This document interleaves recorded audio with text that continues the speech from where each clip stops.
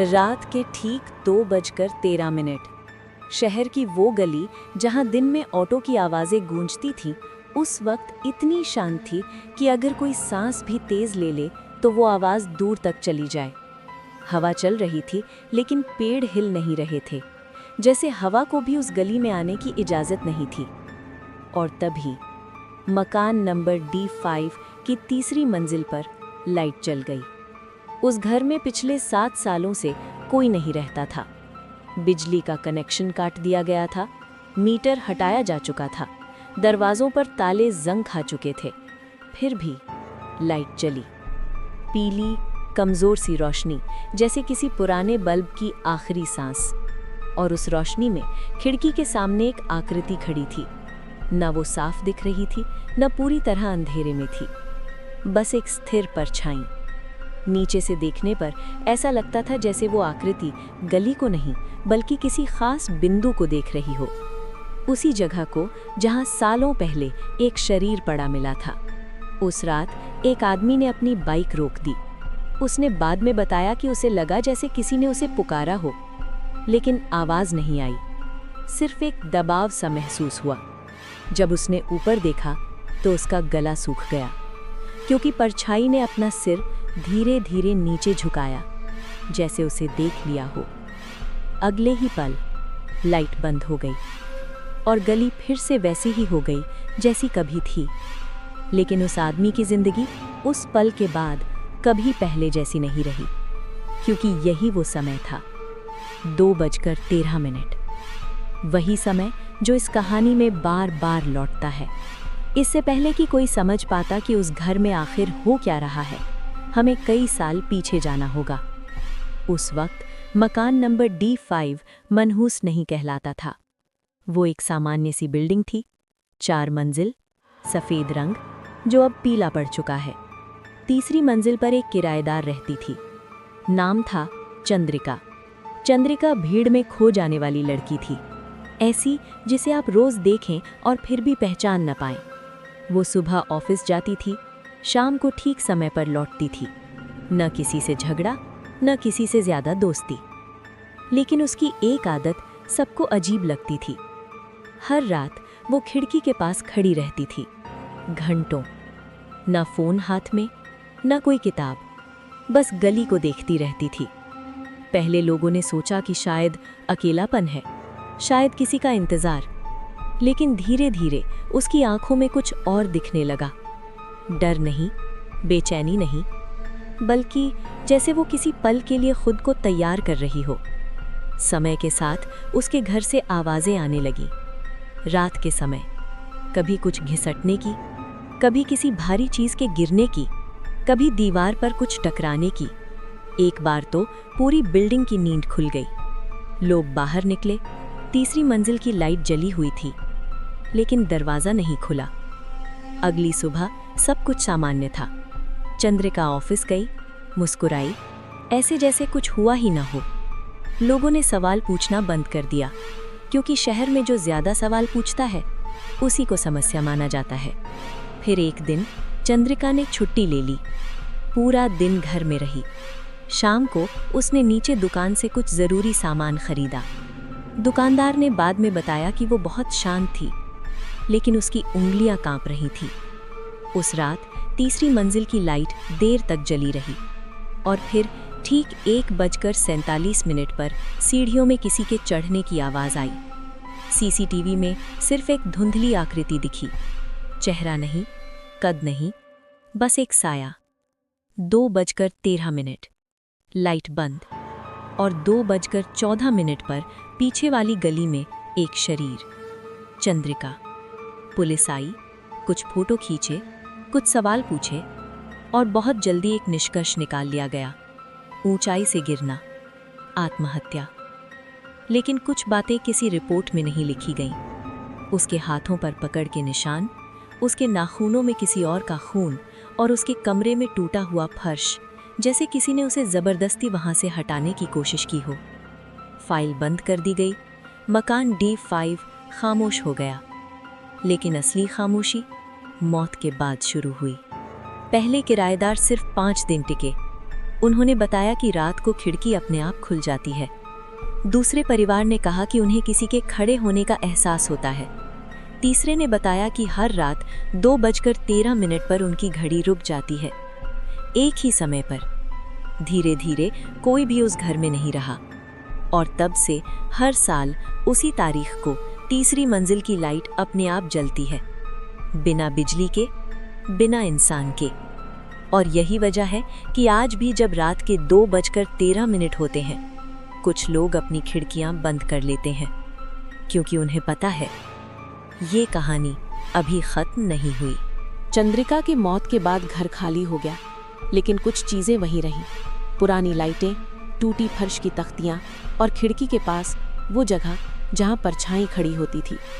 जो लोग पहली बार उस घर में आए, वे सिर्फ एक बात महसूस कर पाए, एक गहरी ठंड जो शरीर में नहीं बल्कि हड्डियों तक उतर जाती थी। सालों बाद एक रिसर्चर ने इस घर की फाइल खोली। उसने देखा कि चंद्रिका के फोन में किसी दिन रिकॉर्ड की गई ऑडियो फाइलें थीं। फोन में कोई आवाज नहीं थी, सिर्फ लंबी सांसें। धीरे धीरे सांसों के बीच एक हल्की खड़खड़ाहट, जैसे किसी ने खिड़की खोली हो। उसके बाद फाइल फिर से बंद कर दी गई। लेकिन सबसे अजीब बात यह थी कि जो भी इस घर के पास खड़ा होता, उसे ऐसा लगता कि कोई देख रहा है, लेकिन वो कोई दिखता नहीं। और हर बार ठीक 2:13 पर अचानक एक ठंड का झोंका आता, दरवाजे अपने आप हिलते, खिड़कियां खुद बंद और खुलती हैं, और हवा में एक पुरानी फुसफुसाहट होती है। कुछ पड़ोसी ने बताया कि एक रात उन्होंने देखा कि तीसरी मंजिल पर कोई खड़ा था, न हिल रहा था, न कुछ कर रहा था, बस खड़ा। वे कहते हैं कि उनकी आंखें उस समय खाली नहीं थी, एक सन्नाटा, एक इंतजार। और ये इंतजार सिर्फ चंद्रिका का नहीं था। जो भी उस घर में आया, उसने महसूस किया कि यहाँ कोई पुरानी ताकत है, जो इंसानों को देखने से ज्यादा उनकी आत्माओं को पढ़ती है। धीरे धीरे शहर में अफवाह फैल गई। जो लोग D5 के पास से गुजरते, कहते कि रात के 2:13 पर खिड़की के पास एक परछाई खड़ी रहती है। लोगों ने दावा किया कि कभी कभी उसे देखा जा सकता है। वो हिलती नहीं, न बोलती है, लेकिन उसकी मौजूदगी भीड़ में सबसे अलग महसूस होती है। कुछ लोग कहते हैं कि अगर तुम ध्यान से देखो तो उसकी आंखों में गुम हुई कोई कहानी झलकती है, एक दर्द, एक डर और एक सत्य जो किसी ने नहीं देखा। उस घर में कुछ और भी था, पुराने दस्तावेज जिनमें लिखा था कि चंद्रिका की मौत से पहले उसने कुछ देखा था, कुछ ऐसा जो किसी इंसान के समझ से बाहर था। पड़ोसियों ने देखा कि वो अक्सर देर रात खिड़की के पास खड़ी रहती थी, कभी किताब पढ़ते हुए नहीं, कभी फोन पर बात करते हुए नहीं, बस बाहर की ओर देखती रहती थी। और वो देखते ही देखते सांसें तेज करने लगी, हाथ कांपने लगे, लेकिन फिर भी वो खड़ी रहती। शहर के लोग आज भी कहते हैं कि चंद्रिका ने जो देखा था, उसे समझाने के लिए किसी इंसान की शक्ति नहीं थी। उसने सिर्फ देखा और लिखा, और यही उसका सबसे बड़ा डर बन गया। कुछ महीने बाद एक नया परिवार घर में आया। वे 5 दिन ही टिक पाए। वे कहते हैं कि पहली रात से ही कुछ अजीब हो रहा था। लाइट अपने आप जलती, दरवाजे अपने आप खुलते, फर्श से आवाजें आती, और हर रात ठीक 2:13 पर पूरे घर में ठंड फैल जाती। उनकी बेटी ने भी एक ही बात दोहराई, कोई मुझे देख रहा है। अगले दिन पूरा परिवार घर छोड़कर चला गया, और तब से मकान D5 खाली पड़ा है। लेकिन ये खालीपन भी पूरी तरह सच नहीं है, क्योंकि हर साल ठीक 2:13 पर लाइट जलती है, खिड़की खुलती है, और जो लोग ध्यान से देखते हैं वे उसे खड़ा देखते हैं। और यही वो समय है जब सच सामने आता है। चंद्रिका सिर्फ मरी नहीं, वो उस घर में एक कहानी बनकर रह गई। एक कहानी जो हर साल लौटती है, जो हर रात खिड़की के पास खड़ी रहती है, और जो भी उसे देखता है उसका दिल जम जाता है। क्योंकि कुछ मौतें मरने के बाद भी खामोश नहीं होती, कुछ सच्चाइयाँ कभी दबाई नहीं जा सकती, और कुछ परछाइयाँ जिन्हें इंसान भूल गया हो, सदियों तक खिड़की के पास खड़ी रहती हैं। घर D5 आज भी वैसा ही खड़ा है, पुराना, टूटता हुआ और सन्नाटा लिए। लेकिन उस खामोशी के भीतर कुछ ऐसा दबा है जो केवल उन लोगों को दिखाई देता है जो बहुत करीब से देखने की हिम्मत रखते हैं।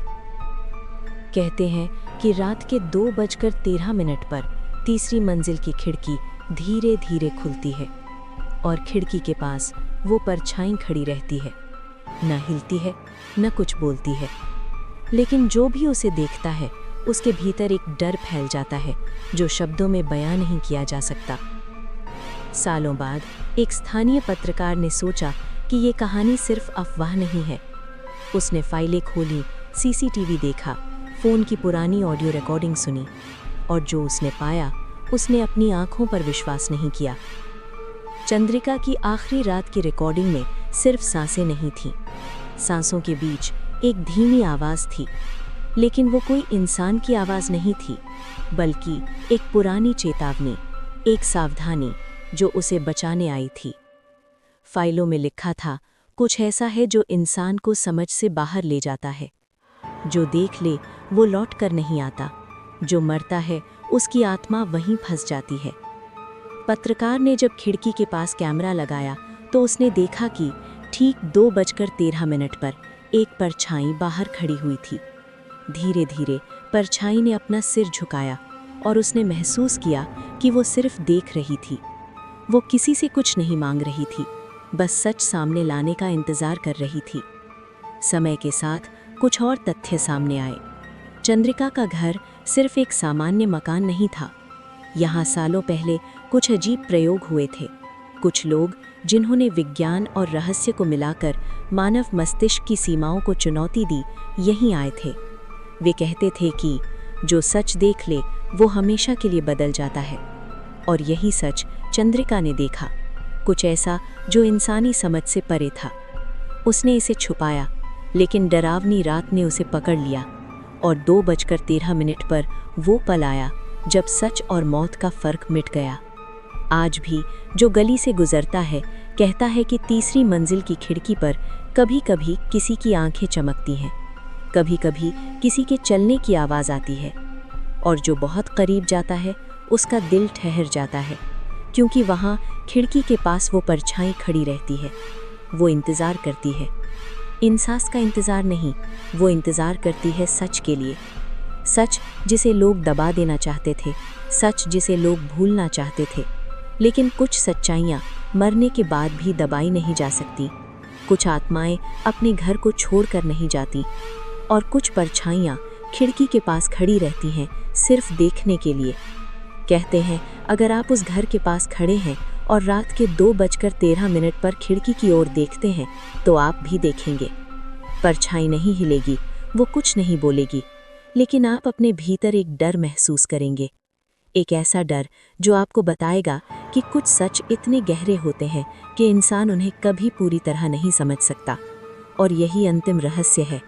D5 का सच, चंद्रिका का इंतज़ार और 2:13 का पल। एक पल जो कभी नहीं बदलता, कभी ख़त्म नहीं होता और कभी सिर्फ सुनाई नहीं देता, वो महसूस किया जाता है।